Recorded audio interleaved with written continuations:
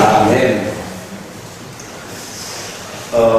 다음 이제 한 2주 지나면 저희 교회가 이제 봉헌 예배를 드립니다. 성전을 이제 올리는데 예수교는 특별히 이 성전과 관계되어 있는 그런 이 본문들이 많습니다. 오늘 설교 제목을 한번 따라해 보십시다. 성전으로 지어지는 것이 축복받은 것입니다. 어떤 젊은 이 처녀가 교회 나올 때마다 꼭 배꼽티를 입고 나오는 겁니다. 목사님이 너무 민망해가지고 어느 날 그를 불러서 그렇게 이야기했어요. 자매님 교회 나오는 것은 고맙지만 교회 올 때 복장 좀 이렇게 남들이 민망하지 않게 좀 입고 오시면 어떻게 있습니까? 그러니까 이 처녀가 왜요? 목사님 배꼽티 입고 와서 그런 거예요? 이러면서 하나님은 중심을 보시냐? 나는 나의 중심을 보여드리기 위해서 왜 배꼽을 씻고 오는데? 이렇게 이야기하더라는 것입니다. 물론 핑계대는 거겠지만 이 처자는 배꼽이라도 깨끗하게 하고 오는데 우리는 마음의 중심을 깨끗하게 하고 오니까 성전은 거룩한 곳입니다. 우리가 하나님 앞에 우리 자신이 특별히 성전되어지기 위해서는 우리의 영혼을 깨끗하게 하고 마음을 깨끗하게 해야 될 줄 믿습니다. 에스겔은 제사장 부시 아들로 그도 또한 제사장인데 어렸을 때 바벨론 포로로 끌려가서 선지자로 부름을 받은 사람입니다.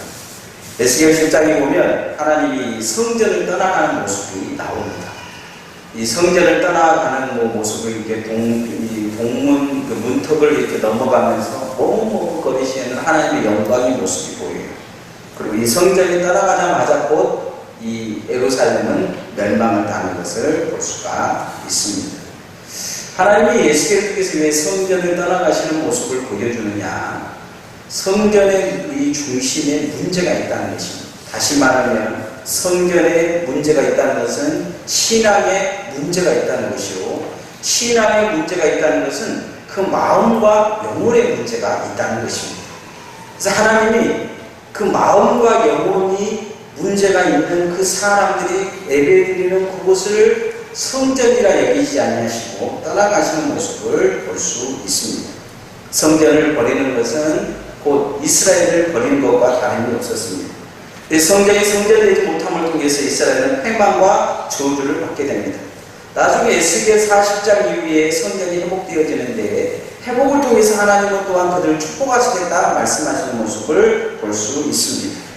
오늘 말씀처럼 우리가 에스겔서에서 기억해야 될 것은 뭐냐? 성전이 성전되어지는 것은 축복이라는 것입니다. 우리가 하나님 앞에 그런 거룩한 성전으로 지음을 받을 수 있기를 소원합니다. 성전은 어떤 곳입니까? 성전은 예배하는 곳입니다. 그래서 우리 마음의 중심에 하나님 앞에 성전 되어지기 위해서는 무엇이 되어야 되냐? 예배되어져야 됩니다. 따라하십시다.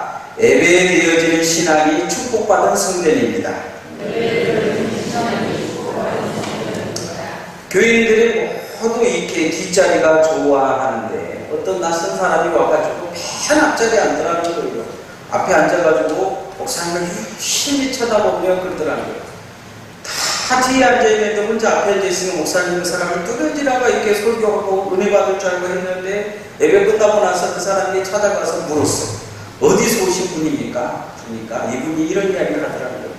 저는 이 버스 기사인데 목사님 교회의 교인들이 다 뒤에 앉는다는 것을 알았습니다. 그 비결이 뭔지 버스를 전부 다 뒤로 안 가고 앞에만 앉으려고 하지 않습니다. 어떻게 하면 뒤로 보내려고 하는 그 기술을 배우기 위해서 이 버스 기사가 목사님한테 배우러 왔다는 것입니다. 이 세속화되어져가는 교회를 비꼬는 이야기입니다. 전에는 교회를 통해서 세상이 무엇이 옳고 그른가를 배워가며 또 무엇이 선인가를 배워가며 어떻게 살아갈 것인가, 어떻게 인간같이 살아갈 것인가를 배워갔는데 이제는 교회가 세상을 통해서 못된 것만 배워가지고 이제 세상의 교회에서 못된 것을 배워가는 그런 세상이 되어버렸다는 것입니다. 교회가 세상을 선도하기보다 세상의 우상을 교회 안에 끌어들여서 우상을 섬기고 있는 모습이 우리 안에 있지는 않습니다. 물질적인 우상이 교회 안에 우선되어지고 교회 안에 권력으로 서로 앞서려고 하는 권력의 우상이 있고 남을 깎아내리고 남을 밟아 넘어뜨리려고 하는 자기만을 사랑하는 우상이 우리 안에 있지는 않습니다. 우리는 보이는 우상과 같은 우상의 문제가 심각하다고 생각할 때가 많습니다. 가끔 이 신문에 보면 이 절간에 가가지고 오줌 넣어버리고 막 저주하고 그런 사람들이 있어요. 문제는 사람들이 다 생각하기에 그런 게 문제라고 생각합니다. 근데 실질적으로 절간에 있는 불상은 예수 믿는 우리들의 신앙에 전혀 영향을 미치지 못합니다. 그게 수천 개 있다고 해도 너무 영향을 미칩니까? 근데 중요한 것은 우리 안에 숨겨져 있는 우상이 문제이라는 것입니다. 보이지 않는 이 우상. 우리 안에 보이지 않는 우상을 우리는 섬기고 있지 않는지를 한번 뒤돌아봐야 됩니다. 우리 성경의 말씀을 보면 하나님께서 에스겔을 성전으로 인도하고 계십니다. 근데 그가 가다 보니까 이 전에 아하스와 므낫세 왕 때 우상을 세워놨던 성전에 우상을 세워놨던 그 자리가 있는 것입니다. 아, 우상이 채워졌구나. 에스겔이 안심됐을 거예요. 근데 조금 지나가니까 모퉁이에 우상이 있는데 사람들이 섬기고 있는 것을 보았습니다. 이 교회 안에 강대상에 불상이 있었다고 생각해 보십시오. 교회 오는 사람들 다 뭐라고 하겠습니까? 이 다락이 뭐냐. 그러니까 이 불상을 옮긴 것입니다. 어디다가요? 방 한 군데에다가 다 옮겨놓은 거예요. 그럼 거기서 그렇게 적당한 우상을 섬기고 있는 그런 모습이 오늘 성경에 나타납니다. 인도를 정복한 이 마하무드라는 이 분이 이 그자라트라는 곳을 점령하게 됩니다. 근데 그곳에는 큰 우상이 있었어요. 큰 우상이 있었는데 그 우상을 깨트리려고 하니까 그 지역 사람들이 나와가지고 절대로 깨트리지 못하게 한다고 막 막습니다. 막 백성들이 원망에 원성하고 왕이 역할을 못할 거라고 난리를 칩니다. 그런데 이 마하무드가 그걸 깨트려버립니다. 근데 깨트리니까 그 안에서 뭐가 나왔냐면 보석이 와 쏟아진 것입니다. 설마 이것을 깨트리겠냐 하면서 이 지역 사람들이 자기들이 가지고 있는 보석을 전부 다 거기다 숨겨놓은 것이죠. 그 사람들의 마음의 속셈이 드러난 것입니다. 우리 안에 이 우상은 보이지 않게 이 숨겨놓은 사람들의 욕심과 사람들의 욕망이 들어있습니다. 오늘 에스겔서 8장 5절 6절 말씀을 한번 같이 읽어봅시다. 시작. 그가 내게 이르시되 인자야 이제 너는 눈을 들어 북쪽을 바라보라 하시기로 내가 눈을 들어 북쪽을 바라보니 제다문 어기 북쪽에 그 질투의 우상이 있더라. 그가 또 내게 이르시되 인자야 이스라엘 족속이 행하는 일을 보느냐. 그들이 여기서 크게 가증한 일을 행하여 나로 내 성소를 멀리 떠나게 하느냐. 너는 다시 다른 큰 가증한 일을 보리라 하시니라.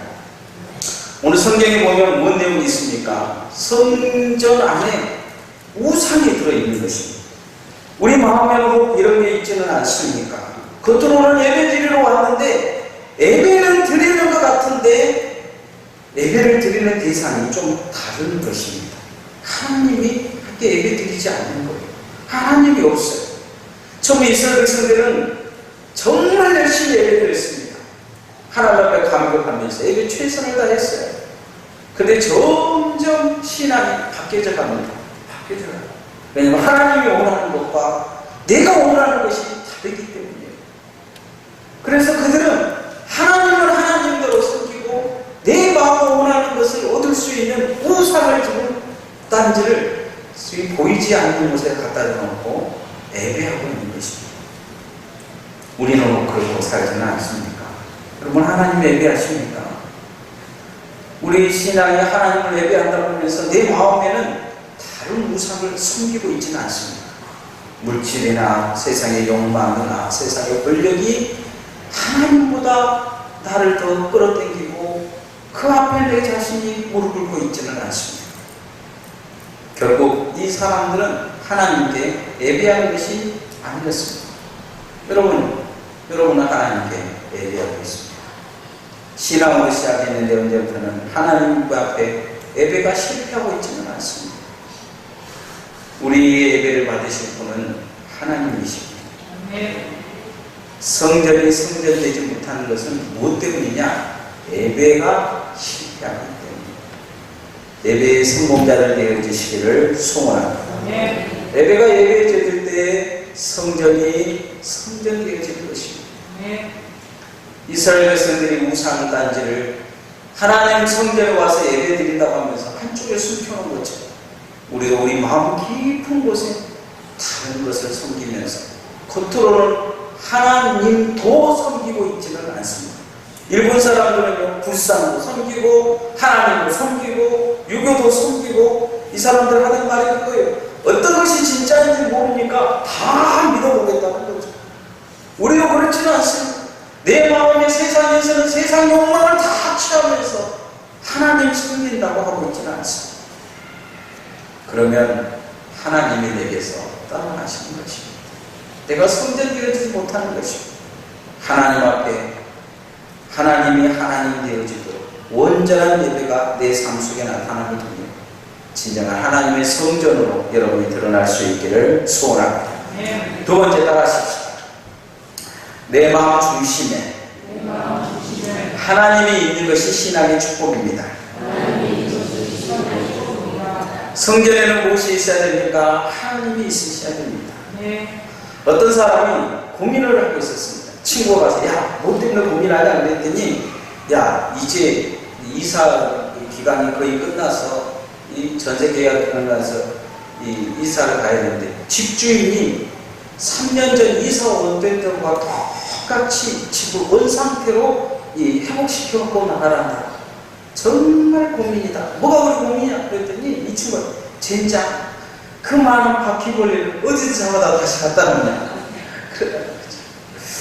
그 집주인이 바퀴벌레 잡아달라고 그랬겠어요. 집을 엉망으로 해놓으니까 집 제대로 못 쳐놓으라고 얘기했는데 이 사람 생각에는 자기가 집을 잡아놓은 바퀴벌레만 생각하는 거죠. 집주인의 말의 의미는 전혀 깨닫지 못하고 있는 것이죠. 이 사람의 생각에 하나님 우상 치우라고 하니까 하나님 말씀을 전혀 이해하지 못한 것이죠. 성전을 원상적으로 회복해야 되는데 결국 바퀴벌레 같은 우상을 다시 가져다 놓은 것을 볼 수가 있습니다. 에스겔 8장에 보면 나중에 이제 이 성전 안에 숨겨놓은 방이 발견이 됩니다. 담을 이렇게 보라 그러니까 에스겔 담을 보면 구멍이 하나 있어요. 담을 보라니까 담을 보니까 거기에 뭐가 나오냐? 문이 하나 나옵니다. 문을 거기 열어보니까 거기 담 속에다가 무슨 그림을 우상의 그림을 잔뜩 그려놓고 거기에 그 어두운 방에 이스라엘의 장로 70명이 앉아서 우상을 예배하고 있었습니다. 이 70명이라면요 삶에 들인 공회를 이야기하는 것입니다. 그들이 뭔가 이스라엘의 지도자들, 그 이스라엘의 이 국회와 같은 이 사람들이 뭔가 다른 것을 예배하는 것이 그 안에 나타나 버린 것입니다. 비밀의 문을 만들어 놓은 것입니다. 오늘 10절, 11절 한번 같이 읽어봅시다. 10절, 11절 시작. 내가 들어가 보니 가장 곤충과 가증한 짐승과 이스라엘 족속의 모든 우상을 그 사방벽에 그렸고 이스라엘 족속의 장로 중 70명이 그 앞에 섰으며 사반 아들 아야사냐도 그 가운데 섰고 각기 손에 향로를 들었는데 향이 불같이 오르더라. 골방에서 뭐하고 있습니까? 우상 섬기고 있는 것입니다. 뭔가 삐뚤어진 것이 예수님의 시대에 예수님을 십자가에 못 박았습니까? 그들이 섬기는 것과 예수님이 말씀하시는 것이 달랐습니다. 예수님은 너희들은 은밀한 중에 골방에 가서 기도하라 그렇게 말씀하신 내용이 있습니다. 예수님이 그런 말씀하셨겠습니까? 진정한 신앙은 그 마음의 골방에서 나타난다는 것입니다. 여러분의 마음의 골방에는 무엇이 있습니까? 여러분의 마음의 골방에 말씀이 있습니까? 기도가 있습니까? 예배가 있습니까? 아니면 골방에서 하트 치고 계십니까? 골방에 나가도 연습곡 보고 있습니다. 골방에서 남의 이름이라고 보고 있지 않습니까? 아니면 골방에서 여러분의 욕망을 채우기 위해서 그 무언가를 다른 것을 하고 계십니다. 그 중심에 하나님이 계시지 않는다면 그는 그 신앙은 쭉적인 신앙인 것입니다. 알맹이가 없는 것이죠. 이스라엘 백성들이 지금 70명의 공회원들 내다 놓고 장로들 내다 놓고 보니까 그들이 섬기는 것은 하나님이 아니라는 것입니다. 그들이 머릿속에 그려진 그림은 하나님의 그림이 아니라는 것입니다. 담을 쌓아놓고 감추고 있는 것이죠. 벗겨보니까 아니라는 것입니다. 한때 우리나라에 관상이라는 영화가 유명한 적이 있습니다. 관상 보신 적 있습니까? 그러면서 이 사람들도 보면 이제 교회 다니는 그 관상이 한참 나오는데 또 관상 보러 다니는 사람들이 많다고 해요. 어떤 목사님 그런 이야기를 하더라고요. 저한테 입꼬리가 이렇게 올라가면 사람이 잘 된대요. 입꼬리. 그래서 자기는 날마다 아침에 거울을 보면서 입꼬리 올리려고 이렇게 돼지 입꼬리처럼 한다는 거예요. 제가 그 이야기 들으면 그 목사님한테 그 이야기를 했어요. 그 관상학에서 나오는 것이에요. 가끔 성형수술하고 가는 사람들도 보면 이 눈썹을 올리지 마라 그러잖아요. 재수가 없다고. 재수가 없는 게 어디가 있어, 재수가 없는 거지. 그죠? 뭐 점을 이렇게 복점이라고 뭐 여기를 뽑지 마라. 어떤 본사님 나한테 그러더라고요. 근데 제가 점 좀 뽑으러 왔는데 무슨 점 하는 거 복점이니까 절대 뽑지 마라. 내가 그 의사한테 그래서 그냥 확 파버려라. 여러분, 머릿속에 세상의 우상의 그림이 그려져 있는 것입니다. 어떤 사람은 터가줘야 후손이 잘 된다고 얘기를 해요. 하나님을 믿으면서도 보이지 않게 마음과 생각에 우상의 그림을 그려놓고 사는 것입니다. 하나님이 없는 거예요. 하나님 앞에 예배하고 기도해야 될 사람들이 머릿속에는 온통 우상의 그림이 가득한 거죠. 부처가 그려진 게 아닌 건 아니지만 그냥 다른 그림들이 그 머리를 둘러싸고 있어. 마음도 둘러싸고 있어. 그러다 보니까 그 삶은 하나님을 섬기는 것 같이 보면 결과는 우상을 섬기는 거나 다른 게 없는 것이죠.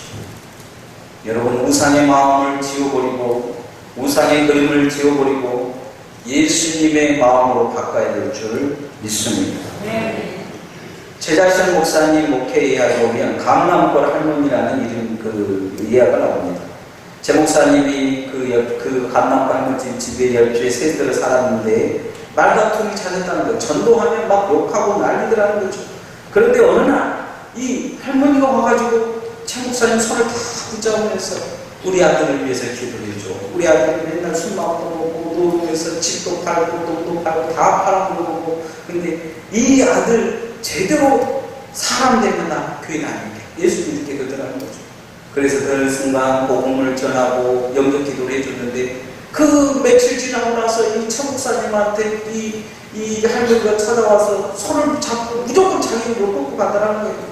근데 토비감에 딱 들어가니까 거기 최 목사님이 깜짝 놀란 게 뭐냐면 구렁이 한 마리가 또아리를 딱 들고 째려보고 있더라는 거죠.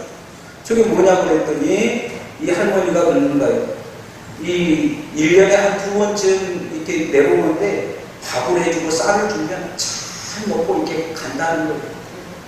그러니까 40년간 그렇게 했더니 40년. 근데 그러다 밥하고 쌀을 주니까 째려보고 안 가더라는 거죠. 예수 믿어서 그런지 어쩐지는 모르겠지만 저는 이 구렁이가 안 먹고 있으니까 어떻게 하면 좋겠냐고. 그래서 가만히 옛날에는 가만히 가져다가 이 최 목사님이 구렁이를 넣어가지고 수색강에 갖다 치고 던져버렸다고 해요. 그 후에 이 아들이 잘 되고 나중에 목사가 됐다는 이야기가 있습니다. 그 할머니 평생 마음속에 자리 잡고 있던 우상을 던져버린 거죠. 40년간 생긴 것이 40년. 우리 아들 보면 꼭 이런 것은 아니지만 내 마음에 우상이 있을 수 있습니다. 그런 것은 과감히 끊어야 하나님이 내 안에 자리를 잡을 수 있는 것입니다. 여러분 마음속에 세상의 우상의 그림을 그리면 안 됩니다. 여러분 마음속에 하나님 자리 잡고 계십니다. 그렇게 되어지기를 소원합니다. 성전이 성전 되어진다는 것은 무엇이냐? 그곳에 하나님 계셔야 된다는 것입니다. 우리 교회도 하나님이 역사하셔야 됩니다. 사람이 역사하는 교회는 사람의 교회이죠. 하나님이 역사하셔야 됩니다. 성령이 역사해야 됩니다. 사람이 변화되어야 됩니다. 기도의 능력을 얻어야 됩니다. 성령의 가방을 일어나야 될 줄 믿습니다. 말씀이 역사해야 됩니다. 그게 하나님의 교회입니다. 그렇지 않으면 여러분은 우상을 섬기는 것이 될 것입니다. 어떤 사람들은 자신들이 우상이 되어지기를 원하는 사람들이 있습니다. 본인들이 그렇게 우상으로 살기를 원하는 사람들도 있습니다. 그러나 그것은 잘못된 신앙입니다. 하나님이 중심되어야 될 줄 믿습니다. 그러기 위해서 내 안에 그림들을 싹 지워버려야 돼요. 왜 장로 70명이 사내들 공회원들이 가서 그런 우상을 그림을 썼겠습니까? 그걸 통해서 백성들을 다스렸기 때문입니다. 그걸 통해 백성들을 이끌어가고 있었기 때문입니다. 그것은 아주 잘못된 방법입니다. 하나님은 그들을 버리시는 것을 볼 수 있습니다. 그건 성전이 아니라 그렇게 얘기합니다. 성전이 성전되어진 것은 진정한 축복입니다. 그러기 위해 우리 중심 마음에 하나님 계셔야 될 줄 믿습니다. 하나님이 우선되어야 돼요. 세 번째, 성전이 성전된 축복은 따라하십시다. 하나님을 향한 신앙이 축복된 신앙입니다. 하나님이 에스겔에게 너는 성전에 가증한 일을 보리라. 오늘 이 후반절에 읽지 않는 분들이 있습니다. 그런데 거기 보면 이 여인들이 성전을 하는 도중에서 막 울고 있습니다. 그런데 막 회개하고 막 그런 것 같죠. 여러분 뭐 교회에서 어떤 집사님, 여자 집사님 막 울고 있으면 어쩌겠습니까? 은혜 받는 것 같다, 회개 같다 그러는데 이 에스겔이 가까이 가보니까 무엇을 위해 울었냐면 단무스를 위해서 울었다는 거죠. 14절에 보면 단무스를 위해 애곡하더라 그렇게 말해서 단무스를 위해. 단무스가 뭐냐면 바벨론 신입니다. 이 막 물어주면 봄농사를 잘 되게 해준다는 거예요. 봄농사를 잘 되게 해주기 위해서 성전에서 막 우는 것입니다. 울고 있어요. 하나님 앞에 기도하기보다는 다른 것을 하고 있는 것을 볼 수가 있습니다. 그것만입니까? 8장 16절 말씀 한번 같이 읽어봅시다. 16절 1절 시작. 그가 또 나를 데리고 여호와의 성전 안뜰에 들어가시니 보라, 여호와의 성전 곧 영광과 제단 사이에 약 25명이 여호와의 성전에 등지고 낯을 동쪽으로 향하여 동쪽 태양에게 예배하더라. 하나님을 성전에서 어째요? 성전문과 현관 제단 사이에서 그 딱 틈 한 곳에서 있어서 그곳에서 하나님의 성전을 딱 두루 돌리고 태양을 예배하는 모습이 나타났습니다. 25명의 제사장들이 태양을 등지고 태양 숭배를 하고 있는 것입니다. 누가요? 제사장들. 오늘날 보면 목사들이 그렇게 하고 있는 것을 볼 수 있습니다. 신앙이 하나님을 등져버린다는 것입니다. 하나님을 향해서 생각하면 이미 등진 신앙이 된 것입니다. 아담이 범죄 이후에 하나님을 등진 걸 모르죠. 하나님이 낯을 피해서 숨어버려. 아담아, 네가 어딨냐고 그랬더니 아담이 숨어버리는 걸 볼 수 있습니다. 가인이 아벨을 죽이고 나서 숨어버리는 모습을 보여줍니다. 하나님의 얼굴을 피한다는 것은요, 하나님과의 관계가 끊어졌다는 것입니다. 우리도요, 마음속에 아담과 가인 같은 마음이 있지 않습니까? 하나님같이 되고 싶어하는 마음, 최고가 되고 싶은 마음, 칭찬받고 싶은 마음, 그것이 우리 안에 우상을 만들어내는 것입니다. 하나님을 향하지 못하는 신앙은 곧 하나님으로부터 심판받게 되어 있습니다. 금남교회의 이 김홍도 목사님이 어렸을 때 간증입니다. 그 간증집에 보면 이런 내용이 있다고 합니다.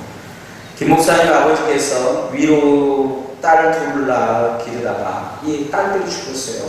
세 번째 김 목사님과 그 아들 김선도 목사님을 낳아서 이렇게 기르던 때에 김홍도 목사님 5살 때입니다. 이 마을 사람들이 1년에 한 번씩 소를 잡아가지고 산신령에게 제사를 지낸답니다. 그리고 마을 사람들이 돈을 한 푼, 한두 푼 이렇게 다 모으는데 이 김홍도 목사님 집에서 돈을 내라는 거예요. 그러니까 아버지가 나는 예수 믿으니까 그 돈 낼 수가 없다 그러니까 마을 사람들이 산신령이 요한다고 난리를 치더라는 거예요. 산신령이 요한다.